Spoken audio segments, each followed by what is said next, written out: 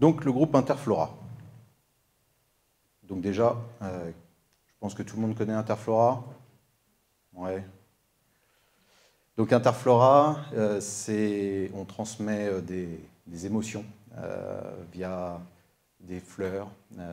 On a aussi pas mal d'autres types de cadeaux, comme des nounours, du vin, des chocolats. On a aussi notre marque de chocolat. Donc Interflora est présent partout dans le monde. Chaque pays opère la marque Interflora. Nous, on communique avec ces pays-là, on peut leur envoyer des commandes. Si vous avez besoin de commander, d'envoyer un bouquet aux États-Unis, on sait communiquer avec Interflora États-Unis. Le groupe Interflora, nous, c'est un groupe européen qui est composé de 8 pays à ce jour. On a racheté récemment la Suède. Donc on rachète des Interflora. Et l'objectif, ensuite, c'est de construire, ça fait 3 ans qu'on a initié cette transformation, c'est vraiment une transformation où on essaye de créer vraiment un groupe et une synergie entre chaque business unit. Donc, en quelques chiffres, c'est 8 BU, 6500 fleuristes dans le groupe, tous indépendants. À peu près 4 millions, plus de 4 millions de commandes par an. Un nombre de collaborateurs, on est à peu près 280, 300. Et ensuite, on a une très grande satisfaction, une satisfaction client qu'on monitore au quotidien, donc qui est aux alentours de 40. Nous avons aussi un petit site qui s'appelle cadeau.com qui fait du cadeau personnalisé, des mugs, des tabliers, voilà. Donc voilà pour les pays. On a la France, le Luxembourg, l'Italie, l'Espagne, Portugal, Roumanie, Danemark et la Suède. Est-ce qu'il y a des questions déjà sur cette partie-là? Non? C'est tout bon? Donc, on va décrire les étapes. N'hésite pas, si tu veux me couper.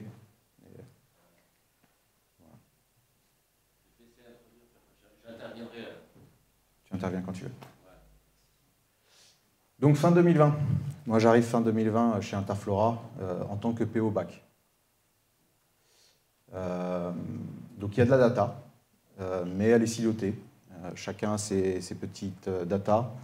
Il n'y a pas d'équipe data pour uniformiser tout ça. On a des gros problèmes de qualité. On passe beaucoup de temps à expliquer pourquoi lui, il a cette donnée et pourquoi lui, il en a une autre. Et par contre, la force, c'est qu'on a un véritable sponsor, Nicolas Pastorino, qui me laisse vraiment carte blanche pour construire cette data, pour qu'on devienne vraiment data-driven et qu'on ait surtout de l'information qui remonte très rapidement, pour prendre très rapidement des décisions. Le problème des silos, c'est que la donnée n'est pas tout le temps mise à jour très rapidement. On a besoin de la croiser, on a besoin de la travailler, ce qui fait perdre beaucoup de temps aux équipes. Donc voilà pour le contexte au tout début, fin 2020. Je suis arrivé en novembre, donc ça faisait, j'ai fait que 2 mois sur 2020. Ensuite, on a débuté très, très rapidement avec une version 0, ce qu'on a appelé la version 0, c'est-à-dire on doit construire un truc, quelque chose qui ressemble à une data platform, mais on doit la construire très rapidement pour prouver qu'il y a vraiment un réel intérêt de centraliser toute cette donnée. Par contre, on va le faire en mode produit, en mode MVP. Donc, c'est-à-dire qu'on va utiliser ce qui existe déjà. Il y a un Postgre, il y avait un Pentao. OK, on a pris. Maintenant, il manquait des ressources. Donc, une personne du business, très important, une personne du business qui va nous accompagner justement à créer ses premiers use cases, parce qu'elle a des réels besoins. C'était une personne du revenu manager. Et ensuite, une personne dans mon équipe, alors on n'était pas une grosse équipe, mais grosso modo, c'est arrivé comme ça. Je lui ai dit, est-ce qu'on a quelque chose qui ressemble à un data warehouse? Il m'a dit, oui, mais il ne marche pas. On a de la doc? Non, on n'a pas de doc. Je crois que tout le monde vit ça. Et je lui dis, qu'est-ce qu'on peut faire? Je peux construire quelque chose, par contre, il me faut du temps, il me faut de la dispo.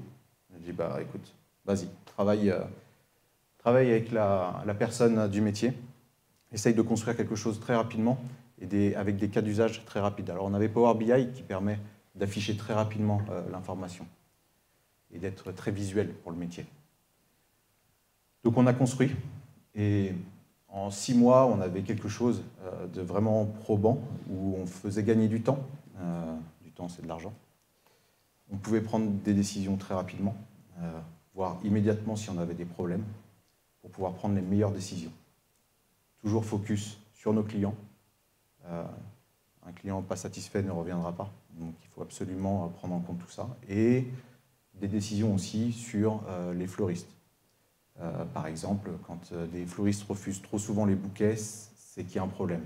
C'est un nouveau bouquet, il y a peut-être quelque chose qui est un peu difficile à faire pour nos fleuristes. Et donc, du coup, on doit peut-être l'adapter. Donc, on le retire du site et on prend un petit peu, on va interroger les fleuristes et on reconstruit, on refait ce bouquet-là. Fin août, le projet a vraiment prouvé son utilité. Et la direction a dit OK, là, parce qu'il y avait vraiment une volonté de convergence dans ce groupe européen qui avant était vraiment très siloté. Chaque BU avait ses propres systèmes, ses propres process. Alors on a le même métier, mais c'était quand même différent. Et là on m'a dit ce que tu as fait avec le Data Warehouse, c'est top. C'est vraiment top. Tu fais ça pour le groupe. Oh là, oh là, oh là, oh là, oh là, oh là, oh là. On peut pas utiliser ce que j'ai. Là, c'est un Postgre. Pentao, c'est nous qui faisions les développements. Du reverse ETL pour pousser de la donnée. Power BI, il faut repenser tout ça. Ça, c'est pas scalable. On peut pas grossir comme ça. Donc, c'est là où il y a eu un deal. Et on m'a dit, OK, on va créer une équipe data. Et on va commencer à créer quelque chose, mais pour le groupe. En même temps, il y avait un projet de convergence aussi sur le site Internet. L'objectif était de pousser tous les pays à utiliser le même site Internet pour aller vers de la convergence.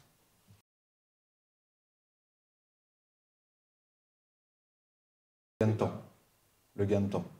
Quand il y a une personne qui passe la moitié de son temps à aller chercher de la donnée, à aller la travailler, la cleaner, et ensuite faire des analyses, donc c'est-à-dire la moitié de son temps a fait des analyses, là, ce qu'on lui a permis, c'est de faire full-time, faire des analyses. Donc c'est un gain énorme. Et de plus, avec cette manière de faire, on centralise et donc on s'assure de la qualité de la donnée, qu'elle soit toujours mise à jour et qu'elle soit toujours disponible. D'ailleurs, ça va... Ça va dans le sens de ce qu'on expliquait tout à l'heure. On va créer en fait quelque part une usine à cas d'usage. C'est pour ça que je trouvais ça très intéressant que Vincent puisse présenter son retour d'expérience à bien des titres. Il va présenter dans la suite, mais c'est un projet qui est allé extrêmement vite et qui aujourd'hui distribue de la valeur à tous les services et à toutes les BU. Donc voilà, donc on accélère. Déjà, la première chose à faire, c'est le recrutement. Parce qu'on n'avait pas d'équipe data dédiée, donc on recrute un data engineer et une data scientist. Donc on va assez rapidement dessus. Sur le marché, il faut se remettre quand on était en 2021, 2022, Covid, tous les profils data étaient très très demandés. Donc c'était un moment pas... Il y avait de la compétition. Ensuite, on a fait l'appel d'offres très rapidement. Alors un appel d'offres assez rapide. Ça, on en rigole encore parce qu'en fait, j'ai reçu un mail qui devait faire 10 lignes qui me disait voilà, Interflora a un projet, on veut livrer, c'était en mars-avril, on veut livrer fin d'année et il faut qu'on choisisse, d'ici là, il faut qu'on choisisse notre plateforme, qu'on teste et il faut que tout ça soit. Alors je me suis dit, mais c'est pas possible, là, soit ils rêvent, soit il y a un loup quelque part. Et puis, finalement, il n'y a pas eu de loup, et puis en plus, on a tenu les délais, donc c'était quelque chose d'assez exceptionnel. Hein. Donc là, on allait très rapidement donc, à choisir. Très rapidement, Decidium nous met à disposition aussi un architecte pour justement faire une esquisse de ce que pourrait être notre plateforme, sachant que ma contrainte à moi, c'était de ne pas m'enfermer avec un éditeur. Et la moderne data stack permet justement d'être composable. C'est-à-dire qu'on met des petites briques et ça permet, chaque brique a sa propre fonction. On pourra le détailler après. Donc là, donc on a un première ébauche d'architecture. Ensuite, on fait du recrutement interne. Il y a 2 personnes qui nous rejoignent dans l'équipe. Et ensuite, on commence aussi pendant 3 mois, pendant l'été, on commence l'époque avec les éditeurs. On rencontre les éditeurs, on regarde, on teste, on met en application. Voilà. Et ensuite, on fait notre choix sur Q4. L'objectif, c'est de développer et d'intégrer. Alors au début, j'étais un peu motivé. Moi, je voulais mettre tout le monde, et puis quand on va voir les pays, ils nous disent oui, pas de souci, nous on maîtrise nos données, et ça va être très facile. On vous donne accès et ça sera très facile. Bon, la France, on maîtrisait, parce qu'on l'avait déjà, on avait déjà intégré. Le POC 0 était juste uniquement la France. France, Luxembourg, on connaissait. Cadeau, ça c'est des équipes françaises, c'est un peu plus petit, donc on a très vite intégré. Après, pour les autres BU, c'était un peu plus compliqué. Mais par contre, la plateforme tournait. Elle était en prod. Fin de l'année, c'était en prod et on avait déjà un Power BI. C'est l'objectif. C'est comme ça qu'on a mené le projet. Grosso modo, quand on est parti, pour le vendre, on s'est dit, on va choisir 2 use cases. Ça ne sert à rien d'en choisir 20 000, il faut en choisir 2 et qui apportent le maximum de valeur à tout le monde. Le premier rapport, c'est juste piloter l'activité, savoir le nombre de combien j'ai eu de commandes, combien j'ai de taux d'annulation, combien je marge, voilà, toutes ces informations-là. Et ensuite, grâce à ce use case 1, une fois qu'il est complet, on peut activer le use case 2 qui, lui, permet de piloter tout ce qui est campagne d'acquisition. Et donc, savoir si une campagne est rentable ou pas rentable, très rapidement. C'est ces 2 use cases-là et qui, aujourd'hui, nous aident à nous déployer très rapidement dans les pays, parce qu'ils n'ont pas tout ça. Ou alors, ils disent qu'ils avaient, mais ça ne marche pas forcément super bien. Donc là, l'objectif, c'est de regrouper, on a de la compétence et on aide les pays, on est vraiment là en support, on travaille vraiment avec le métier. Donc, voilà, sur 2022, on a construit, c'est mis en prod, on a 3 BU, et le scope de la data est assez large, comme vous pouvez le voir. On n'est pas beaucoup. Il y a une personne aussi qui vient renforcer, j'ai oublié de le dire, une personne qui vient renforcer à plein temps dans l'équipe de Decidium. Et il est ici aussi, il arrive après, Adrien, qui fera une magnifique démo après Factron. Il m'a dit. Et DBT. Et DBT, très important aussi. Donc voilà, assez large. Google Analytics, Google Tag Manager, analyse, A/B test, on aide un peu sur les analyses, on fait beaucoup d'A/B tests. La plateforme data, donc Factran, Airflow, vous verrez. Business Intelligence, donc Power BI, on utilise principalement. Analyse business, reverse ETL et tout ce qui est data science. Donc sur 2023, on continue l'intégration avec tous les autres pays, l'Italie, l'Espagne, Portugal, Danemark. On POC aussi, donc ça c'est sur Q1, Q2, Q3. Ça prend du temps, aller fouiller les données, comprendre et pouvoir créer un data mart que tout le monde puisse utiliser. Et ensuite, Q4, on teste aussi, on regarde sur tout ce qui est data science, machine learning, parce qu'on en fait, mais c'est un peu c'est ad hoc, en fait, c'est one shot. Et ce que j'aimerais bien, c'est industrialiser ces prédictions de vente, par exemple. Et un peu de reverse ETL, où on le faisait via des développements internes, et l'objectif était d'utiliser aussi un logiciel qui permettait de nous connecter. Et notre plus-value est dans la transformation de la donnée, le maintien de la qualité de la donnée. Ce n'est pas dans la création des API pour se connecter aux différentes applications. Donc là, on peut voir Notre stack, qui est toujours d'actualité. Fivetran, c'est vraiment en mode ELT, c'est-à-dire on extracte et je veux de la donnée la plus raw possible. Et on la stocke dans Google BigQuery. Et ensuite, avec DBT, qu'on héberge chez nous, c'est auto-hébergé. Et avec DBT, on va transformer cette donnée, la nettoyer, la mettre en forme et l'agréger pour qu'ensuite elle puisse être utilisée par les reports Power BI où le métier, certaines personnes du métier ont accès directement à BigQuery pour les requêter. J'en parlerai à la fin. Ensuite, Airflow.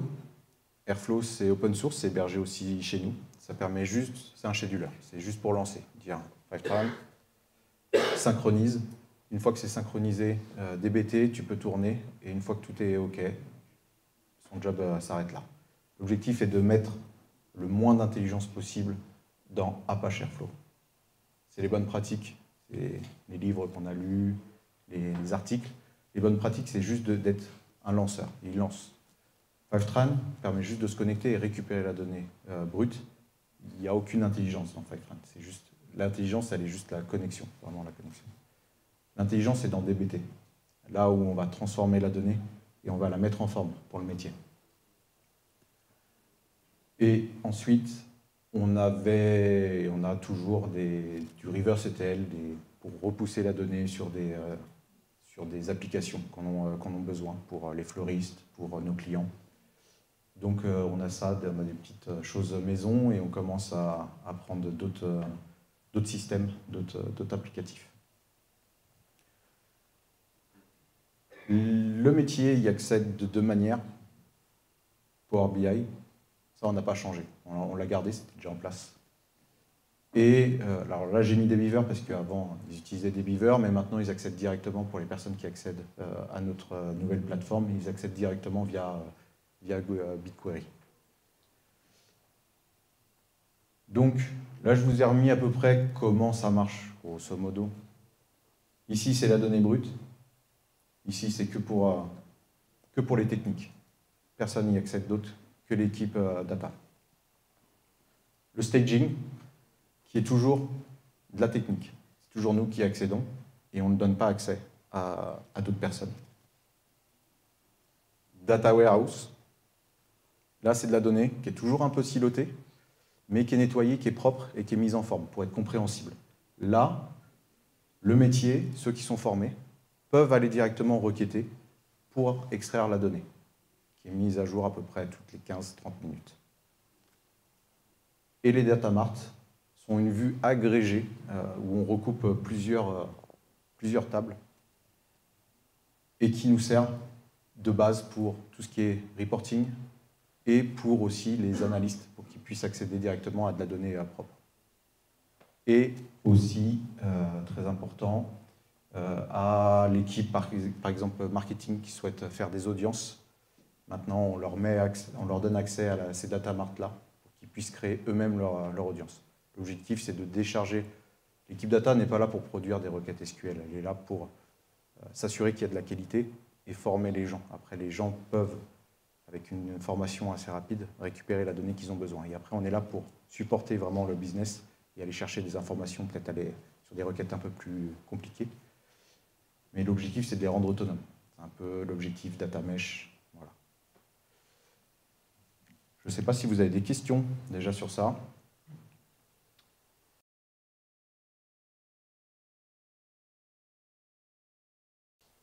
BigQuery, parce que BigQuery ne propose pas DBT. DBT, il propose autre chose, je ne sais plus exactement le nom, je ne l'ai plus en tête. Et DBT, c'est une solution libre, déjà qu'on héberge chez nous. C'est là où il y a toute l'intelligence, donc je préfère l'héberger chez nous. Et DBT était plutôt bien, parce qu'on pouvait, par exemple, faire de la gestion de versions, les commits, et ça permet d'avoir vraiment une historisation sur ce qui se passe.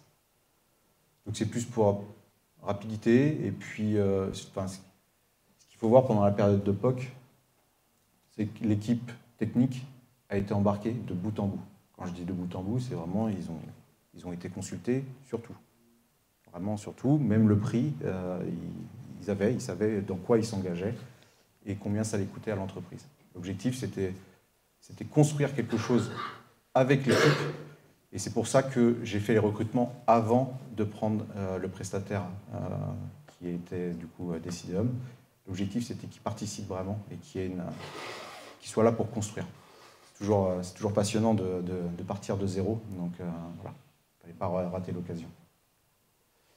Est-ce que ça a répondu à ta question? Ouais. Pardon, je suis allé un peu trop vite.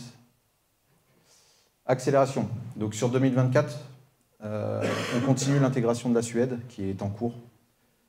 On va faire x2 sur l'équipe data pour accélérer parce qu'on commence à être un peu un goulot d'étranglement et il faut aller très très vite. Et on va migrer justement cette version 0, notre data warehouse, qui tourne toujours en parallèle. Et là, on a deux systèmes à maintenir. Donc l'objectif, c'est de l'arrêter très très vite. Donc il y a des connecteurs à refaire, potentiellement des rapports qui sont juste pour la France et qu'on doit ramener pour le groupe. Donc il y a tout un travail à faire et ça va être l'objectif. C'est pour ça qu'on fait x2 sur l'équipe. Après, je vais faire rapidement mon petit retour d'expérience. Après, il vaut ce qu'il vaut. C'est que mon avis. Et ce qui est important, ce qui nous a permis de réussir, c'est de créer une communauté data. Ce que j'appelle une communauté data, c'est-à-dire qu'il y a l'équipe data et des personnes clés dans l'entreprise, dans toutes les directions, qui sont onboardées.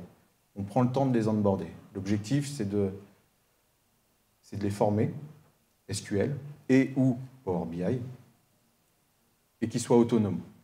Et ensuite, une fois qu'ils sont autonomes, on peut onboarder une deuxième personne.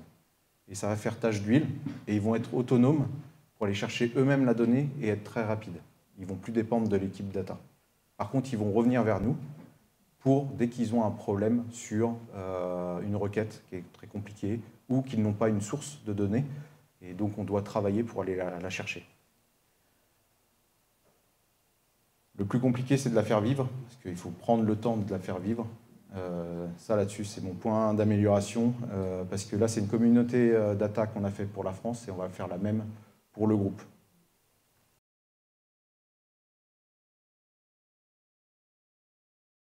Je pars du principe que quand on veut, on peut. Donc quand quelqu'un est motivé, il n'y a pas de souci, on passera du temps avec lui pour le faire monter en compétences, ou avec elle, parce qu'il y a aussi des filles. Et généralement, on y arrive. J'ai un exemple avec le Customer Care Tool, Customer Care, notre service client, où on lui a donné, on l'a formé un peu sur Power BI. Elle a mis le premier mois, elle revenait vers moi, elle me dit « C'est difficile quand même, c'est un métier, hein, c'est pas le mien. » Je dis « Ouais, mais tu vas voir, tu vas y arriver et sollicite l'équipe, ils sont là pour t'aider. » Et voilà. Au bout de 2 mois, elle dit « Hop, ouais, on commence à arriver à faire quelque chose. » Et au bout de 3 mois, on a reçu un mail pour dire « Voilà, mon rapport est là et on peut monitorer maintenant tout ce qui est service client et tout ça. Merci l'équipe data. » Je dis « Non, c'est toi qui as fait le boulot. Nous, on t'a accompagné, mais c'est toi qui as fait le boulot. » Et voilà, il faut avoir envie. Ça m'est arrivé. Oui, bien sûr.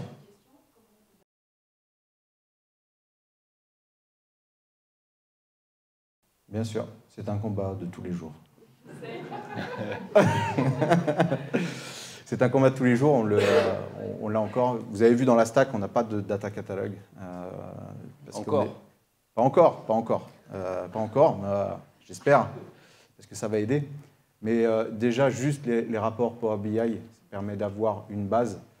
Et après, maintenant, en fait, il y a aussi ça, c'est important, c'est changer cette culture-là. Au début, quand le métier lançait des projets, il lançait les projets avec les équipes de dev. Voilà. Et la data arrivait toujours après, parce qu'ils n'avaient pas anticipé tous leurs besoins et ils ne pensaient pas avoir besoin de data. Et nous, on arrivait avec des demandes, il me le faut rapidement, je ne peux plus piloter, je ne peux plus... Voilà. Aujourd'hui, il y a eu un changement. On est intégré avant. On fait des POC pour valider que les logiciels sur lesquels potentiellement on va signer répondent à nos critères data pour pouvoir très rapidement après développer les rapports et onboarder vraiment tout le monde. Donc il y a un changement de culture. Ça, après, les équipes font une partie, j'en fais une partie, et après, c'est la direction qui fait l'autre. Et il faut que ça soit poussé par la direction. Sinon, on ne peut pas s'en sortir.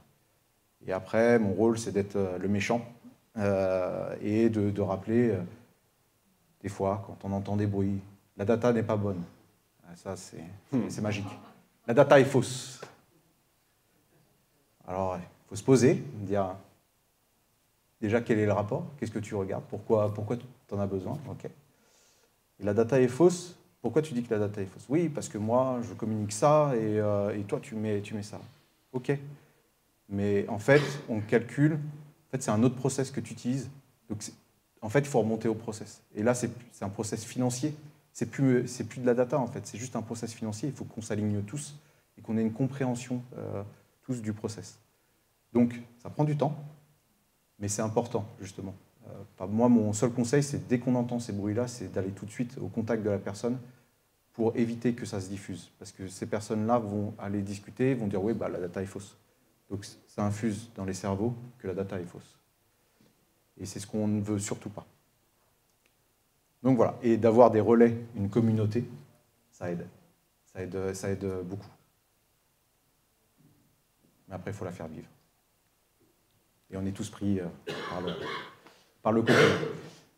Ensuite, c'est vraiment voir la data comme un produit, essayer de se mettre vraiment comme un produit. On livre des fonctionnalités et on travaille, alors avec la plateforme là, on travaille pour le groupe. Donc s'il y a des besoins pour l'Espagne, on s'assure que tout le monde a le même besoin. Ça, c'est un travail un peu de recensement pour après prioriser derrière les roadmaps.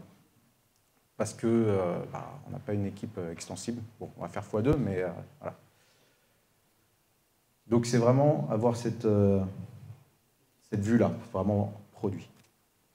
Et ensuite, ça rejoint un peu le point 1, c'est former les personnes qui ont envie d'être formées. Ça m'est déjà arrivé de dire, si tu veux, on te forme, tu vas prendre du temps, mais on te forme, et tu vas pouvoir avoir accès à la donnée, et tu pourras faire tes propres études plutôt que de nous demander, en fait. J'ai déjà eu des noms. Non, je ne veux pas avoir accès. Donc, voilà, il faut trouver les bonnes personnes. Et une fois que les personnes s'engagent, généralement, ça va tout seul.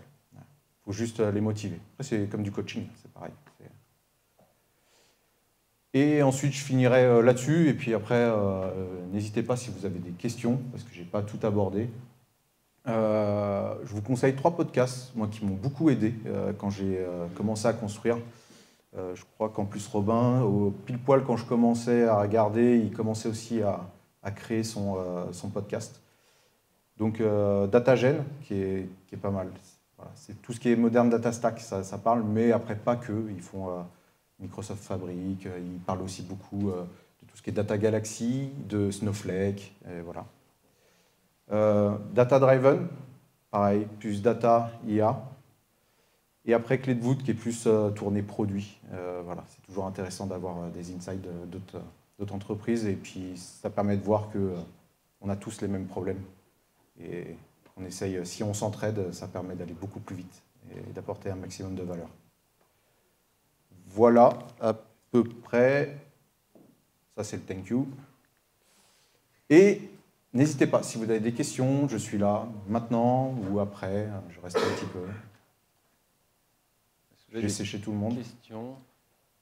Je vais rebondir sur ta question, Jean-Arnaud, sur le choix de DBT BigQuery.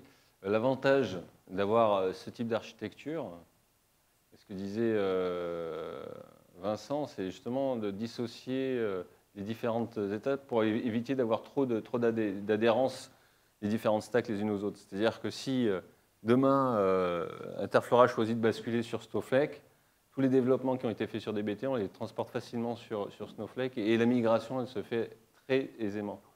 Et inversement, passer d'un Fivetran à autre chose, c'est fait très aisément parce qu'en fait, l'intelligence, elle est dans DBT. DBT, pour ceux qui ne connaissent pas et qui auront l'occasion de le découvrir avec Adrien, qui fera un atelier notamment là-dessus, c'est que c'est, grosso modo, je vais vulgariser ça, c'est du SQL. Hein. Donc, tous ceux qui, de près ou de loin, ont fait de la data, doivent maîtriser en tout cas le SQL. Ce qui fait que la montée en compétence sur l'outil, et en plus un outil open source, est très rapide. Donc si on a l'intelligence, je dirais, qui est écrite en code source, quoi, en SQL, bah derrière, tout ou partie de la stack peut être modifiée, sachant qu'on est dans un monde où, enfin, il y a 1 an et demi, on parlait que de ChatGPT, il va écraser tout le monde. Hop, il y a quelques semaines, on entend Mistral sort sa dernière version. En fait, on ne sait pas de quoi elle sera faite demain. Et ce qui est important pour nous en tant qu'intégrateur et conseil, c'est de vous orienter sur des stacks qui vont vous permettre d'évoluer dans le temps, qui vont vous éviter de vous figer sur des architectures qui vont vous faire prendre très vite de la dette technologique, et donc d'assurer, comme je disais en introduction, une certaine agilité dans votre architecture, et de se concentrer exclusivement sur l'intelligence et donc sur les cas d'usage à délivrer au métier, de sorte qu'ils évitent aussi de partir de manière sauvage et indépendante sur des technologies qui vont dévier du scope défini par l'entreprise. Voilà. Et donc de perdre cette gouvernance qui est importante de mettre en place, et sur lequel Iman reviendra tout à l'heure, présenter justement comment on va accompagner les utilisateurs dans cette mise en place d'une nouvelle gouvernance. On a fini. Si vous avez des questions, Moi, j'avais une question, ouais. C'est par rapport à toute la partie.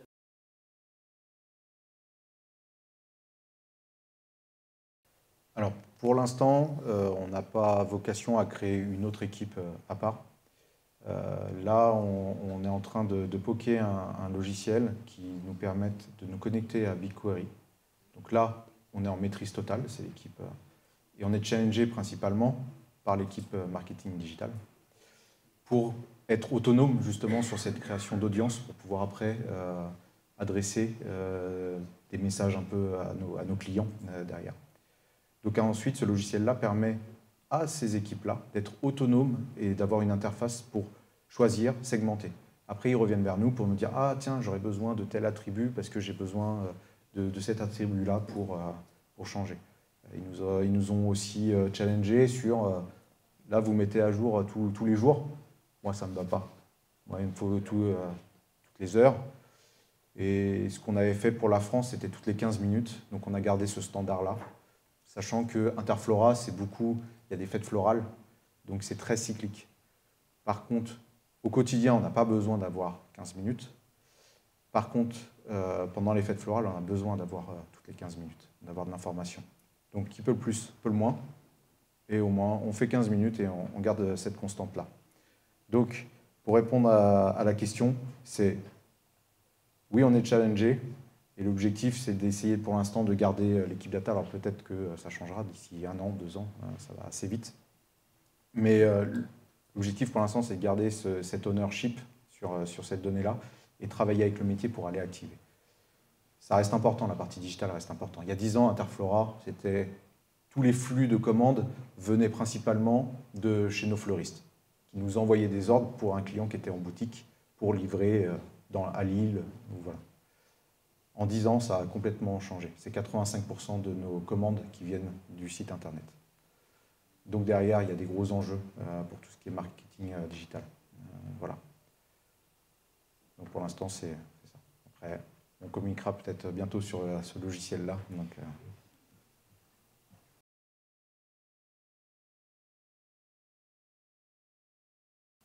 Alors après, dans chaque BU, il y a des CTO locaux. Donc déjà, c'est une première source. On travaille aussi beaucoup avec les leaders commerciaux sur les pays. Donc on est en lien constant. Et il y a un binôme, toujours.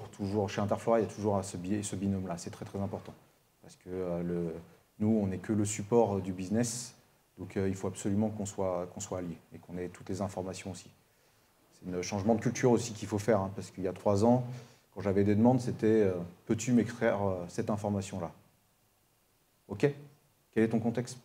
Généralement, c'est ce que j'aurais... Enfin, on se moque un peu de moi, on me dit « Jira, contexte ». Toi, c'est ça.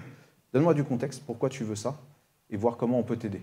Parce que peut-être que toi, tu as cette demande, mais peut-être qu'il y a besoin de mutualiser, ouais, tout à fait, pour partager ça dans l'entreprise. Et pour répondre après à la question, On a des personnes qu'on embarque, les personnes qu'on forme sur SQL ou Power BI. Là, on a commencé à onboarder les pays, des personnes du pays qui font quotidiennement du reporting pour suivre le business. Et donc, ces personnes-là restent nos relais aussi privilégiés pour nous remonter. Parce qu'elles sont en contact au quotidien de la donnée et elles peuvent nous dire « Tiens, là, il y a un truc qui ne va pas » ou « Il y a quelque chose qui cloche » ou « Je ne comprends pas ». Et derrière, elles sont des points de relais pour les personnes locales. Généralement, elles disent bon, bah, lui, il a accès à cette source de vérité, donc je vais lui demander à lui. Et lui, on reviendra vers nous.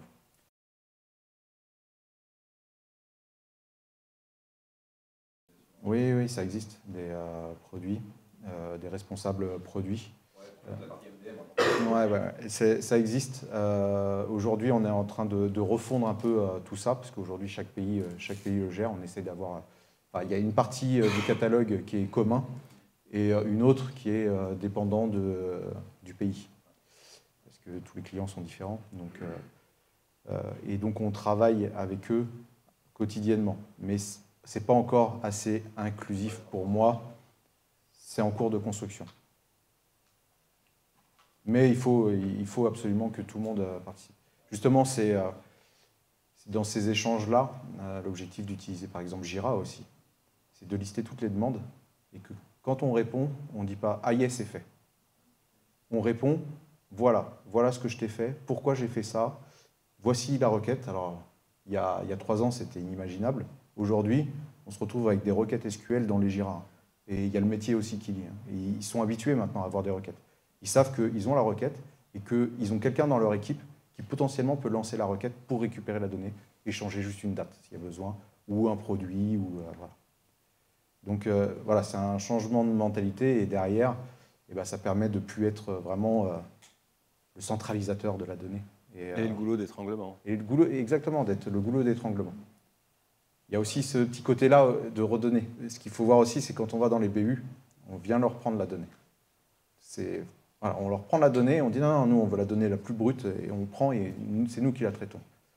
Donc là, on est dans vraiment, on prend. Donc ils n'aiment pas trop généralement, après on les aide à comprendre, et après on leur redonne la main. Pour dire, voilà, maintenant c'est bon, tu peux utiliser, c'est cleané, et tu auras de la donnée fraîche toutes les 15-30 minutes. Il y aura forcément des petites plateformes locales, mais c'est un projet groupe. Il y a de la convergence sur tout plein de choses. Le site internet, l'outil CRM aujourd'hui qu'on est en train de changer, l'outil pour notre service client. Aujourd'hui, chaque pays a son outil. Là, il y a un outil qui va être déployé pour le groupe. Donc tout ça, nous, on participe aussi pour que derrière, ça soit adopté le plus facilement possible par tout le monde.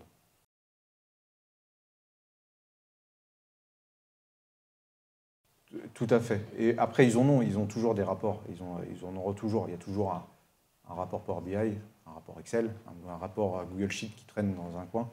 Mais petit à petit, ça va s'amener à disparaître. Parce que tout le monde se focus. Depuis 2024, tout le monde a les yeux rivés sur notre rapport, le premier rapport qu'on a fait, et monitore l'activité comme ça. Sauf pour la Suède qu'on est en train d'intégrer. Voilà. Donc le CEO se lève le matin, il a sa mise à jour. Et si la mise à jour n'est pas faite, alors là... Merci. Ouais. Merci Vincent. Bon. Je n'ai pas d'autres questions.